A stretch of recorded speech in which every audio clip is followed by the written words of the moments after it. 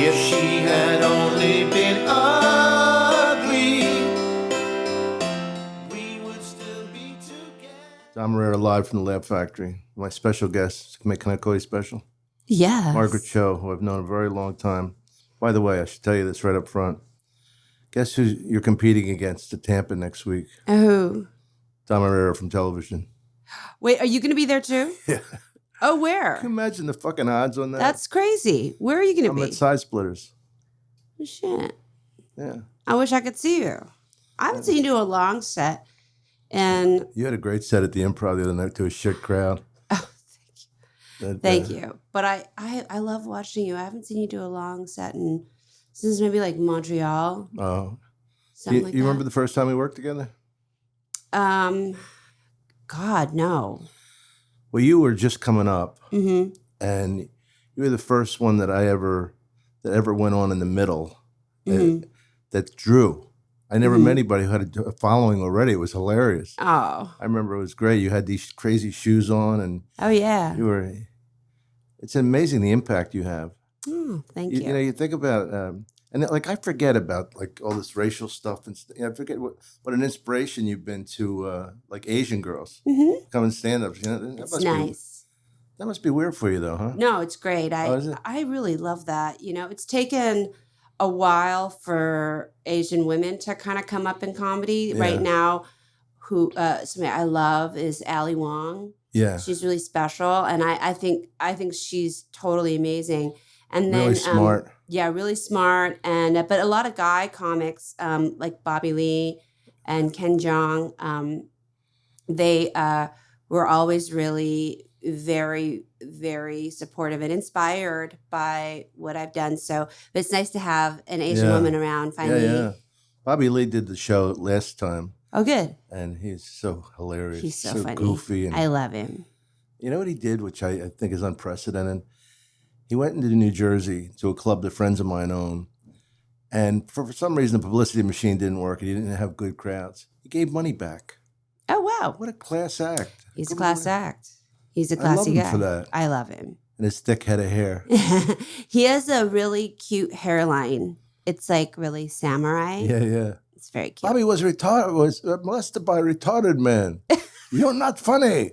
I love that. It's so funny. It's classic. So let me ask you about, you mind talking about Montreal, what was going on up there? Yeah. I got a call from you and Ashley Hamilton, Yeah. right?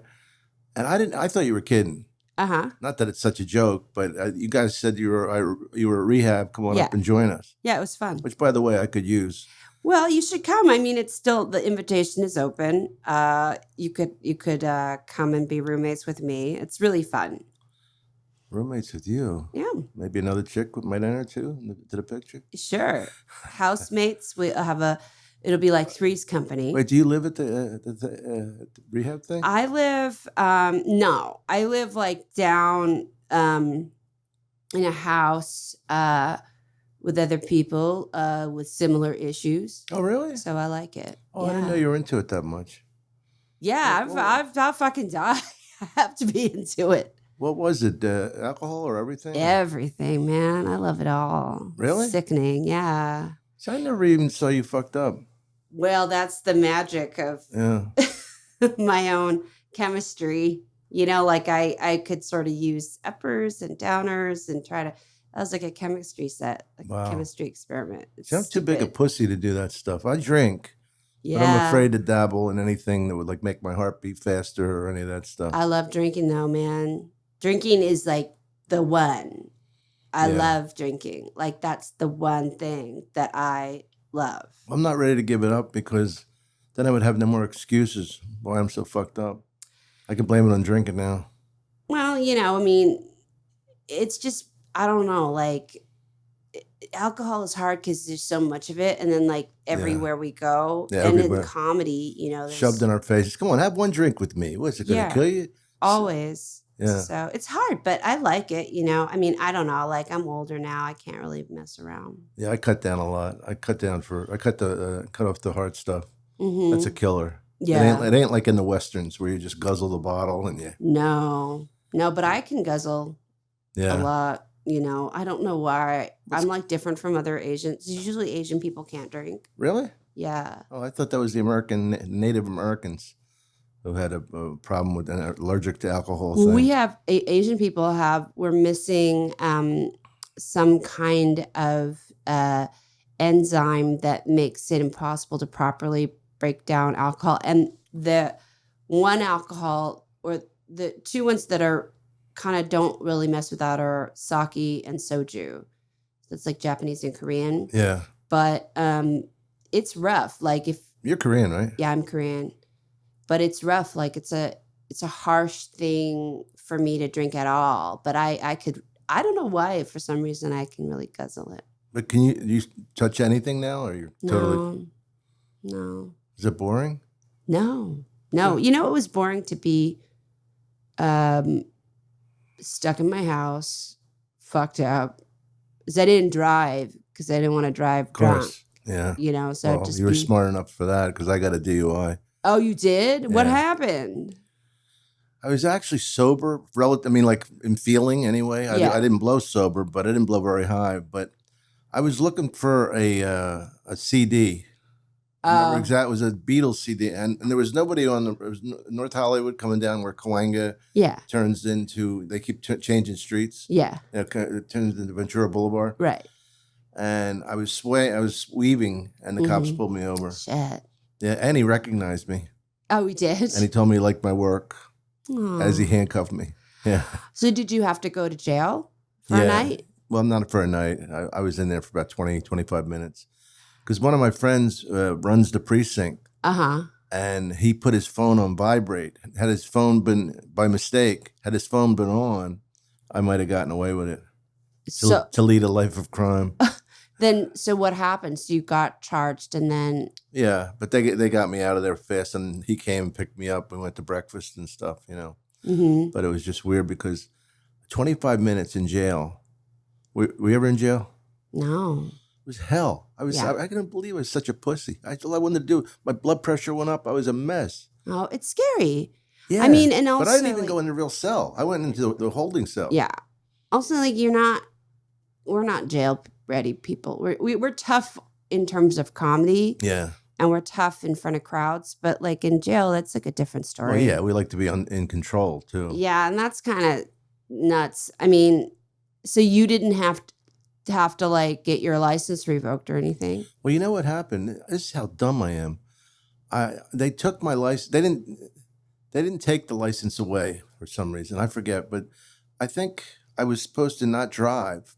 And I didn't find out about that until the end of the year. So I only not drove for like a week. Mm-hmm. You know, I mean, I think I know what it was. You could drive to where you worked. Oh. And so, I mean, I work at a bar, you know. Yeah. And we work at places full of alcohol, so. Right. But yeah, that was my punishment. But the whole thing was the money. That didn't bother me with the meetings. Especially the, like at least the AA meetings were heartfelt and people have been telling their problems. But the other meetings about the stupid people who get like 6 DUIs. He said there comes a point where you don't feel bad for them. You know, well, you mean you have to go to special like DUI meetings? Yeah, DUI like training camp. Oh, I see. And they teach you, fascinating stuff. Like, did you know that alcohol could, fuck with your coordination? I had no idea. Oh, yeah, I'm kidding. Yeah, we're like, of course it does. Yeah. They teach you stuff like that, and you got to sit there. I was with 3 Mexican gangbangers. They were hilarious. Mm-hmm. And this guy must have been about 80. And we're watching Gia. Remember Gia? Yeah. And we're watching the lesbian scene. And I'm looking around. I'm thinking, all these guys are getting turned on. I'm in the school watching, what was her name? Angelina Jolie. That's a good movie. Yeah. Funny. Now, what have you been doing? You've been doing mostly stand-up? Yeah, I'm also shooting a movie with Will Smith. So that's like kind of, it's a little weird because it's nighttime shoots.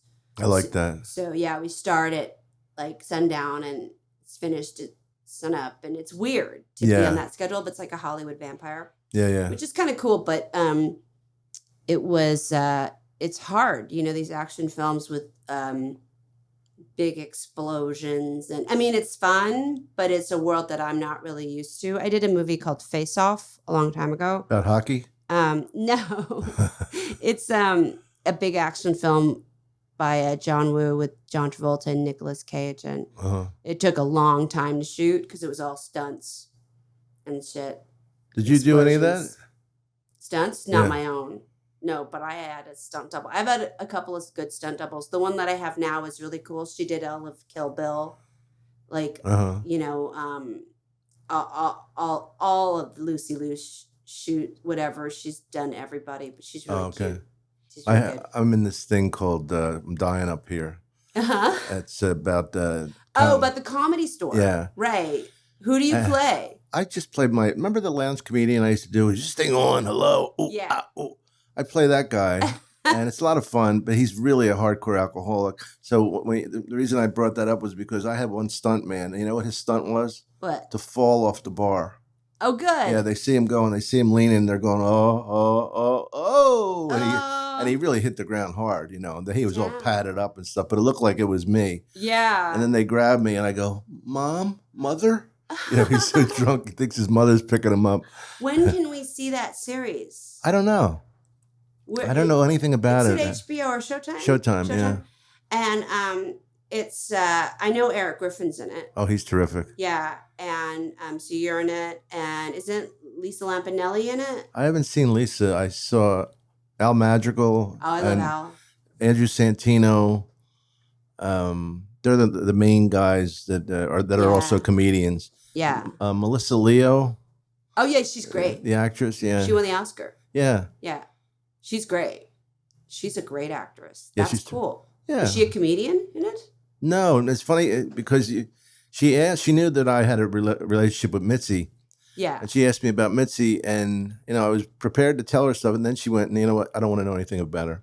Because I don't want to copy her. I want to. And the thing you can't copy about Mitzi was her sense of humor. Yeah. She had her own. How well did you know her? I didn't. Oh, you didn't? I only met her a couple of times, and then she had wanted me to come and do sets at the store. I did a couple, but at that point, I was doing a lot of like alternative shows. Like I wasn't really doing comedy clubs during the week in town. I would be doing Largo or Uncabaret or those kinds of Pedro's. You use different material for those clubs? No. Oh. No, it's always the same. Yeah. But I'm kind of like one of those comedians that does both. Like I'm able to go between these alternative shows and comedy clubs. I just always have been. But that particular time, I wasn't doing so many shows in town that weren't alternative. The rest of the stuff I was on the road for. I thought that there was supposed to be like this transition because I've been in there, and like Mitch Hedberg, remember Mitch? Of course. He took me into a Largo one night. Yeah. We're going to do sets back to back, and he did his set, and it's all jokes. Yeah. And they loved it. Yeah. And so I didn't really see the angst and the pain of like that whole. Maybe it's my own thing of what I thought alternative comedy was, like talking about more serious issues and revealing yourself more instead of jokey. But Mitch couldn't be more jokey, but he was great. So great. I think because he had long hair. Yeah. The juxtaposition of his material compared to what he looked like. He was a cutie pie. That's why. I mean, like what I consider like alternative comedy is like Rick Reynolds. Remember Rick Reynolds? Yeah. He had that show, Only the Truth is Funny, and then he got managed by Rollins Jaffe. Like, this was huge. This was probably in 84. Uh-huh. And I just started doing comedy. And That's when you started? Yeah. I wonder 84. when we worked, because we worked at Cobb's together. That was the first time I ever met you. Probably 87. Yeah. 88. Something like that. But yeah, Rick Reynolds was huge, and he was doing like very serious comedy, and it was all about this pathos, this pain and this sadness. And, that I remember as sort of being the beginning of alternative. Yeah. Because I remember going up to the Comedy Store, and the woman who was working in the box office, she said something. She did alternative comedy. I said, what is that? She goes, well, it's not jokes and stuff. I said, well, I guess I do alternative comedy too. Yeah. Because I don't know how to write a joke. Well, you're really in the moment, like but my favorite joke of yours is when they had all of those things about like TSA and you couldn't bring gifts through, don't accept gifts. Oh yeah. And you're like, when's your birthday? Oh, I don't Remember that one? No. You go, like, when somebody's trying to give you a gift. Oh yeah, happy birthday, dude. Yeah, no, but you're like, when's your birthday? Oh, I don't. You remember don't remember that No. joke? That was one of the most genius jokes ever. It was about like, don't accept any gifts from somebody that you don't know. That's a funny Like, line. why would they? I hope it was really mine. Yeah, it was you. And Yeah. you look at them and you go, when's your birthday? Like, that was the best. It was so cute. I mean, yeah, you could travel between alternative and regular, but I think it's because you're in the moment. Like, you go where the audience goes. Like, you don't have, like, you have jokes and stuff, of course, but you're very much in the moment of what's going on and making that funny. Don't you hate being confined to an act? Like that, like my thing is be as funny as you can, and if you can't think of anything funnier, do your act. Right. But not like you got to get through this. And I always tell people when they do like the late night shows, I got to get through this 6 minutes in a panel. The audience doesn't care. They don't know. Just be funny. Right. You know? But it's also like you want to have material just so that you can. I think both ways. I think you should be funny, of course be you in the have moment, to. and but then your act is for expanding and growing. Like you got to like really push the envelope with your act too and make it perfect. So I like both. I was telling Bobby, you know, to repeat myself, but I had the most fun I ever had on a talk show was with Craig Ferguson. Oh, I love Craig. When he gave me the wrong intro, he plugged the club that I was already at. I said, "Crack staff you got here, Craig." I did that club last week, but then again, I'm so hot that we have to post plug my dates or there'll be riots. Right? And he said, "Well, we can stop this. You know, we're just filming it. It's not live." And I go, "I'm not stopping. I got a spot at the Laugh Factory in an hour." I said, so he comes over to me and we're like fake arguing. I go, "Look, do me a favor. Go back to your desk and your higher seat. You're already 6'5". You got to look down on me like I'm an elf and just sit there and judge me." You know, and it was the audience loved it because they knew it was the moment. Right. You know, that's what he was and is not was, but is. He's all about is being in the moment. Yeah. You know, I love my Fergie Ferg, Craigie. You've been on that show a lot. Like I think at one point I was like his fill-in guest because when somebody couldn't show up, he would come, bring me down because I had started actually like. I did a comedy set on his show, and that was like the first time I had done a comedy set on a TV show for like 15 years. Like I kind of stopped doing sets on late night talk shows, and I was just doing panel. But he asked me to come do a set, so I got a set ready, and then I did it. And then after that, I would just do panel every time some guests couldn't come in or got sick or whatever. So I learned a lot about being sort of panel on his show. I did that on Arsenio too. You did Arsenio a lot. I did Arsenio, yeah. You did it like 17 times. Really? Yeah, you did it a lot. I did it like 20 because I remember. Oh, I didn't know I did it that much. You did it a lot. You were also like a fill-in guest because that's when, you know, comedians or whatever, somebody couldn't show up and do their thing and you would come in and do a set. It was you, me, and George Lopez were like fill-in. I remember I used to play basketball with Arsenio. Yeah, he's great. Yeah, I love that guy. He's such a good person. Yeah, he's he is. Such a sweet, gentle man. I loved his show. I wish that the other I didn't talk see show the continued. the new one. The new one was good. What happened? It was really good. I don't really know, but he needs a talk show. Like I think Arsenio is just that's really his best special. thing, and he's like comfortable Johnny with Carson. that. He's really special. Did you see Michelle Obama on Jimmy Fallon the other night? No, She was great. she's always great. She was great. I mean, I'm very apolitical. Mm-hmm. But you know, then again, I can't believe some of the stuff Trump's doing now. Right. I can't believe that he went after Meryl Streep. I know, it's crazy. Meryl Streep, and he went after Schwarzenegger because his ratings were better than Schwarzenegger's. Does he ever take even the medium road? No, I don't know. I don't think he knows. He's funny though. It's like ridiculous. Crazy. Like it's crazy. It's entertaining in a way, but it's also so scary. Like, well, it's scary that he's the president. It's entertaining that he's a celebrity. Yeah, it's fucking so weird. We were talking about that today and about the immigration thing, and I said, so basically what he's saying is we can't let people into the country unless they're like really hot. Left her hot. Come on. What are you Yeah. kidding? You're gonna stop her? Come on. Yeah. You know. Crazy. Yeah, I know him a little bit. I worked with him on some radio shows. Oh, He really? was fine, but very, very much a performer. Yeah, of course. I mean, that's what he is. He's like this weird, snake oil salesman kind of. Like he's weird. He's like a carny. Yeah. There's something very carny about him. Or like like outside the strip club, somebody trying to get you to come in. Right, Barkers. Like that. He's like that. Yeah. I couldn't believe when they had the debates and he was standing behind her and he looked so gigantic. Yeah, it's so scary. He was like So creepy. like hulking over her like a Frankenstein character. So weird. It's so weird. Are you political? Yeah. Yeah. Yeah, I was working for Hillary, and before that, I was working for Bernie Sanders. Yeah. And I have been disinvited from the Democratic National Convention. What was that? Because they were afraid that I was going to say something that was controversial. But then they, of course, it's all different. Now it's all different. Well, they really took a hit in this election, huh? Yeah, well, it's sort of this intense need to pull punches, because they just wanted to be sensitive to things. And I think we've just got to be totally insensitive, like the way that Trump is, but to be just totally insensitive about the fight. And I think it'll be better. We'll see. Yeah, I'm kind of apolitical, I mean, I believe in helping people, and I believe in it, but I don't really. My feeling is like the best person to be president would never be able to run for president.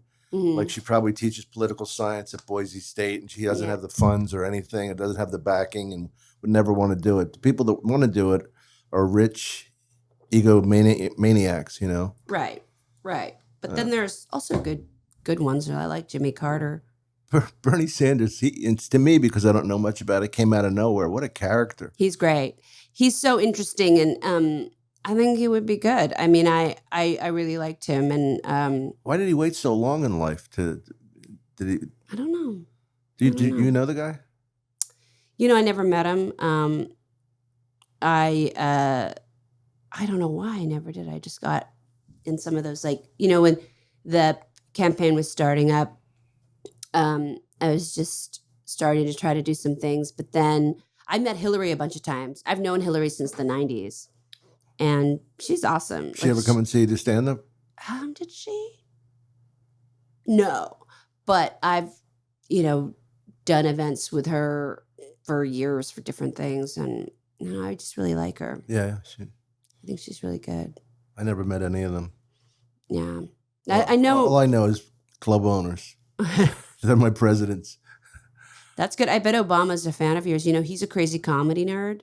He loves comedy. He's got very good timing. He's got great timing, and he loves comedy. Like in the Oval Office, there's all of these DVDs. And this is, I guess, when he first got elected. He had like so many DVDs of comics, and they would rotate out the DVDs, and then he would take these like 10-minute breaks, and then he would watch comedy videos just for like 10 minutes. Oh, good for him. Wow. To clear his head. And then he would go back to what he was doing. But so because of that, he has a really extensive understanding of who he likes, and a big fan of comedy.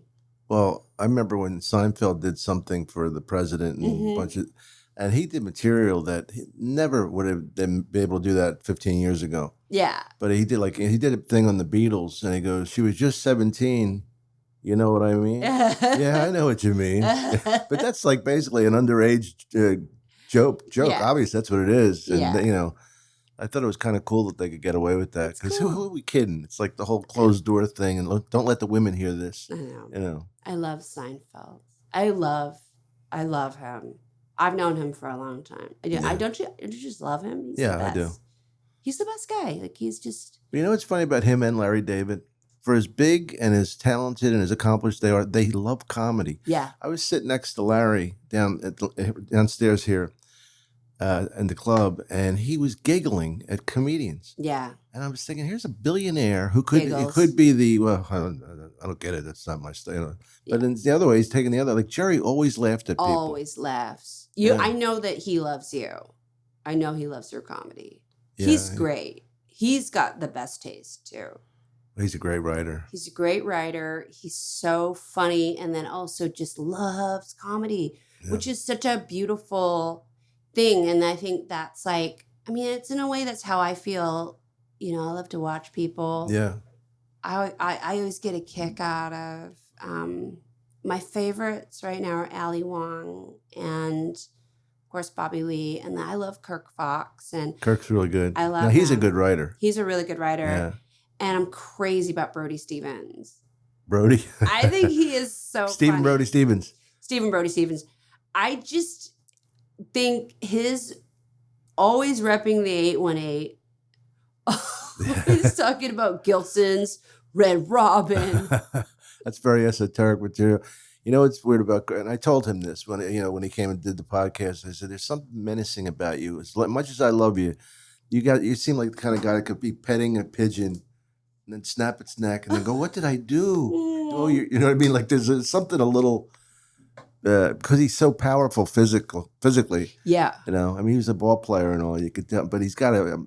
I think it makes him funnier because there's a part of him that could just beat the fuck out of half the audience. I know. I love that. Like I love that current of madness. Yeah. It's like an electric current of madness that sort of that like vibrates through his set, and it's like always different. It's always new. He's super in the moment. Like I love him, and I love Eliza, little baby sweetie, Eliza Schlesinger.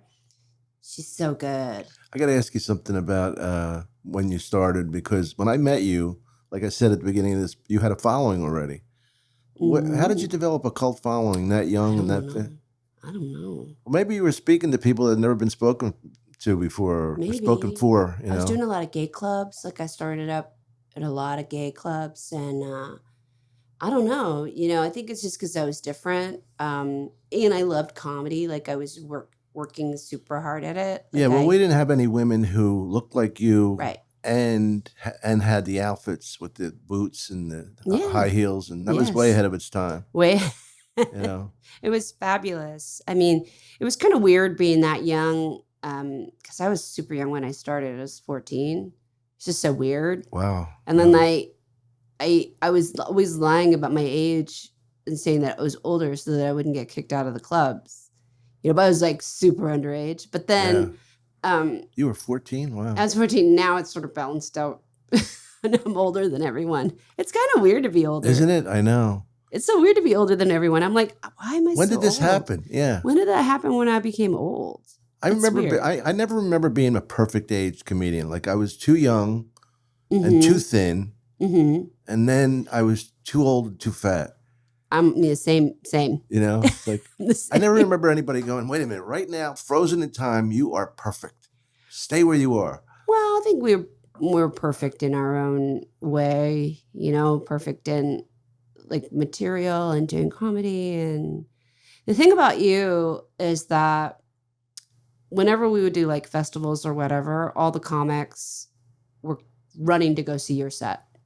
Like that's cool. At the late shows in Montreal. Don't make me have to be gracious. No, but it's true. Like everybody, people were like, "Oh my God, have you seen Don Irrera? Have you seen him? Have you seen him lately? His new material is amazing." And like everybody would be rushing to see your sets at like those late night Montreal shows. And then any kind of festival, if you were performing, I remember, because you would always go on late somewhere. So everybody was rushing to go see you and quoting you and stuff. And I think then after you, like people like Andy Kindler, people were like rushing to see him. Like there's that idea of a comic, which I don't really think exists. I think it's just people that are good.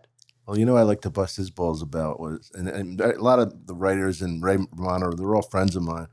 But he had this real like out there against this establishment. Again, then he was on Everybody Loves Raymond. Yeah. One of the most basic American family shows you could be on, So great.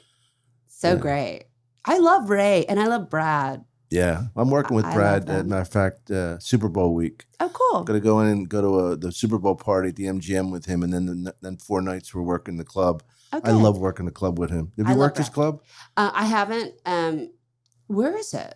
It's at the MGM. Oh my God. I Mike haven't. Tyson has his show right after us. Oh That's my that's God. funny. That's incredible. Sometimes he'll come in early and just hang. Oh shit. Yeah. That's incredible. I haven't worked his club, but I worked with him on this show called Till Death. Remember that show? Yeah, I was with on it. Jolie? You were on that? Yeah. Yeah, I was on it too with Anthony Anderson. He played my husband. I don't remember. I know Jolie. Jolie's great. But we were. Was she half sister to? Yeah, she was half sister to Carrie. Right. But we did that show. I think it was like 2006 or something, 2007. But I love working with Brad. He's so hilarious. He was so good to me. I had a part. It was hilarious. It was a obstetrician for women who couldn't afford to have babies. Oh. Right. So he's a low rent obstetrician. Oh, that's great. Yeah, it was funny. I love that. Yeah, that's good. Yeah, he was good. He was good to work with. Brad was, I know that he's very strong personality, and he gets, he tries, but he really was fun. Like he was funny. He's funny. He's really funny. Yeah. Did you ever see him MC? No. He's fucking brutal. You know how like Don Rickles? Yeah. And, he does his show and he's jabbing at everybody, and then he has a song at the end and how we all should love each other. Yeah. That's not Brad. No. He doesn't apologize for anything. Yeah, that's good. He was after this 85-year-old woman. It was hilarious, and he just wouldn't let up on her. Yeah. And on stage, you think he's going to say, well, and he's still pounding away. But she was crying, laughing, so I guess it worked. He's so funny, and I love him, and he gave me $100 in a Christmas card. Really? Yeah, like when Christmas rolls around, if you work for him, you get a card with $100 in it. Because he's just such a daddy. Yeah, yeah. I love him. Well, his girl used to work here at the Laugh Factory. His wife, rather, yeah. Oh, cool. Izzy, yeah, she's a great girl. I used to come here. I did sets here a lot, like in the 90s. And then I remember coming here with Paul Mooney and serving Thanksgiving dinner. Yeah. During the day. They still do that. I did Christmas. I was in Philly for Thanksgiving, but I came in and I did a set for them. Oh, nice. Ask me how I did. You did great, I'm sure. I don't want to brag. No, it was very funny because they like being like kind of roasted. Yeah. Like poor people. And like some of them are just psychotic. Yeah. But some of them are just poor, and some of them are homeless temporarily or whatever, Yeah. But it's fun. And you got to remember that they're still human beings. They're in the same world, and they want to laugh too. Of course. Of course. I know. I did shows after Robin died. I did these shows out for the homeless, this thing called Be Robin, which was like comic relief on the street. Uh-huh. So I was like doing like comedy shows and like giving away food and clothes and stuff. And we would set up a mic on the street, and like comics would come in and just do sets, and then we would like sing, and like it would go crazy. And it was so fun because like homeless people just like want to have fun too. They want to watch a show, and it was really special for everybody. It was a nice way to celebrate Robin's life and all the work he did with homeless people. It was cool. We did comic relief together. Maybe I don't remember. 6. You and I did comic relief 6 together. Well, you got a good memory. I don't remember why I walked into the room. Robin, last time I saw him, Rick Overton wanted me to do his podcast. Mm-hmm. And Robin comes walking up. Remember how unassuming he was? Yeah. He goes, you guys mind if I sit in a little? I go, oh my God. Robin, are you kidding? Get over here. And we had them. It was so fun to see him because he knows that we don't want anything from him. Right. Or he knew, and like we just want to be friends. Yeah. And he was, see him that comfortable and being funny when he felt like and not being funny. Right. It was like so nice. And it was weird because when, Rick said, why don't you do Dom's podcast? And Robin goes, of course I'll do it. He says, and he gave me his number and he said, just call me when my series gets done shooting, I'll do it. Mm. And it was so weird because I didn't want to call him because the series got canceled. Yeah. So I thought, let me give him another week. I don't want to be bugging him for something. Oh. And then he died, But not that had anything to do with it, but it's just the timing, it's so weird. Timing. I mean, I think that series, actually, I feel like it did have a lot to do with it. Like the reasoning, and I don't know this firsthand, just like talking to people, but like the reasoning behind the series in the first place was like, because he was like running out of money because of all the upkeep. Like his upkeep was high. Yeah. With that whole like Napa Valley Ranch and all of, Sure. all this kind of stuff. And so I think he didn't want to do that series in the first place. Like, I don't know, but it feels like he didn't want to. And that it getting canceled was like so horrible. Because then it's like he didn't even want to do it. Like, it's all this shit, like, I think piles up. I mean, comedians are depressed people, I think. Yeah. That's true. I know. I was doing something about depression, about how our comedian's day is. Like, I wake up like really pretty much the crack of dawn, and I'll open the curtains, and I'll look at what a beautiful day.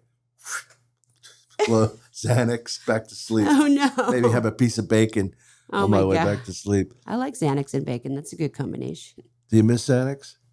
Yeah, but I also really like knowing what happened to me during the day. Like, I don't... See, I never got high on that. Did you ever get high on Xanax? Totally. How many do you have to take? A lot. And then also you have to take it with alcohol. Oh, but then it's like a deadly combination. Yeah. Literally. I love it though, but you get so... You don't fucking know what happened. Yeah, I never got high on it. I just, the only thing I've ever gotten high on is pot twice. I haven't smoked pot since the Beatles album Revolver came out. Oh, wow. Yeah, it's been a while. I love marijuana.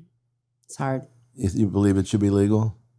I had a couple of businesses. I think they should put everyone who smokes pot in jail today. Yeah. You know what? Honestly, I had no agenda. When I was a kid, I thought it should be legal. Yeah. Even without even smoking, because it was so, I mean, the same old things, but it was like, I never saw a pot fight break out. I see plenty of alcohol-related fights break out. You had a what? I had a strain, and I had a couple of pot businesses that I gave up, but I had my own strain. It still exists. It's called Choji Kush. It's a very good strain. And I had plants and development stuff. Yeah, they can designer it, huh? Mm-hmm. That I gave it up. Because I can't do that. Well, your work looks good. You look really good on stage. Thank you.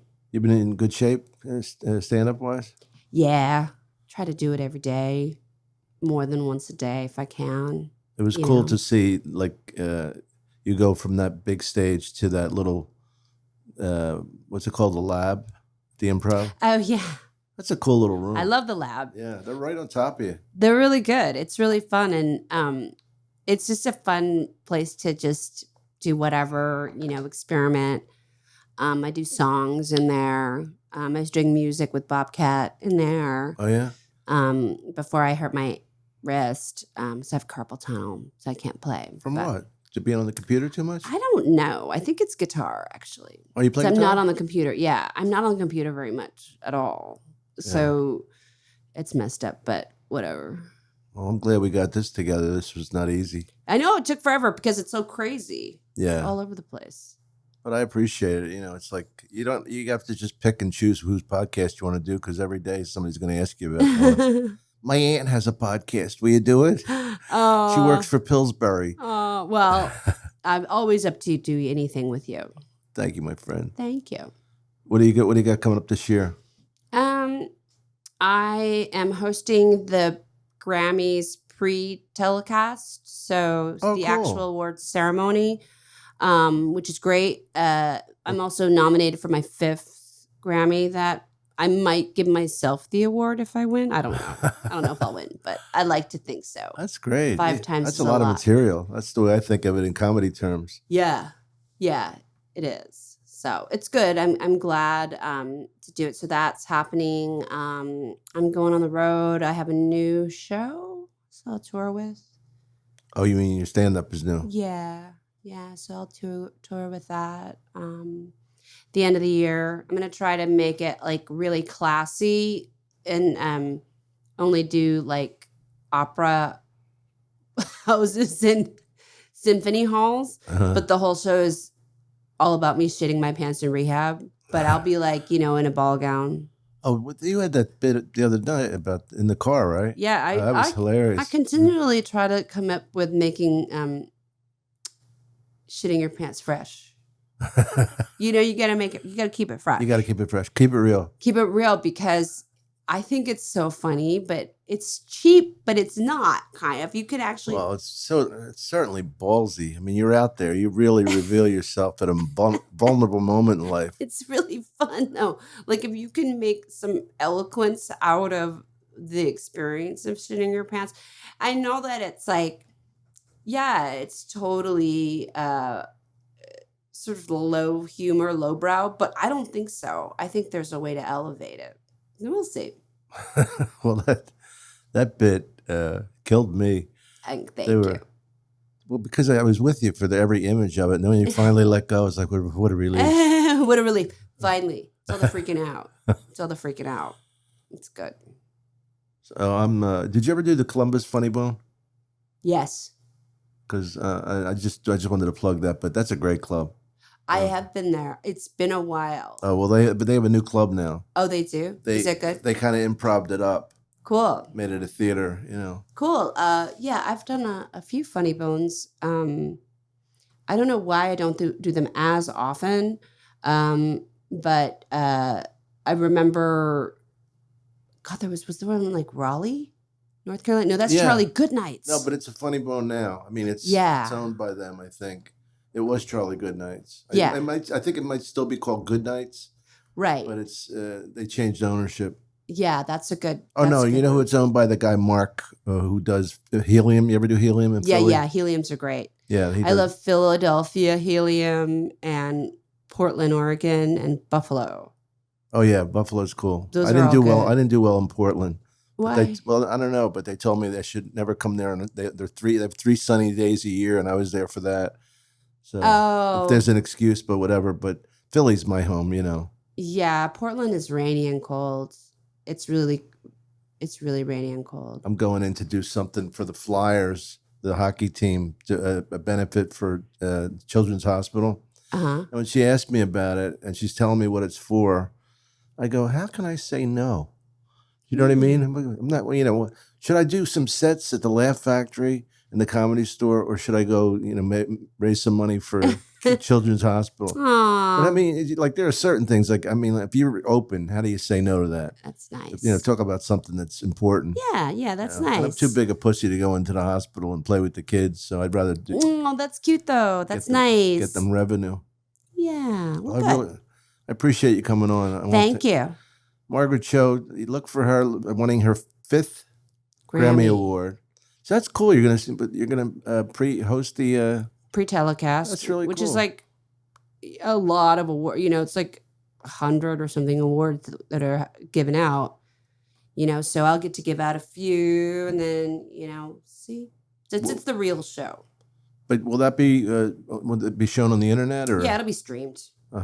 But it's like all the classical music awards and jazz and country, choral, Hawaiian music, which is also a big category for my friend Tia Carrera, who won a couple years ago. Do you consider yourself a musician? Yeah, more than not more than. I'm a comedian first, but I'm also a musician.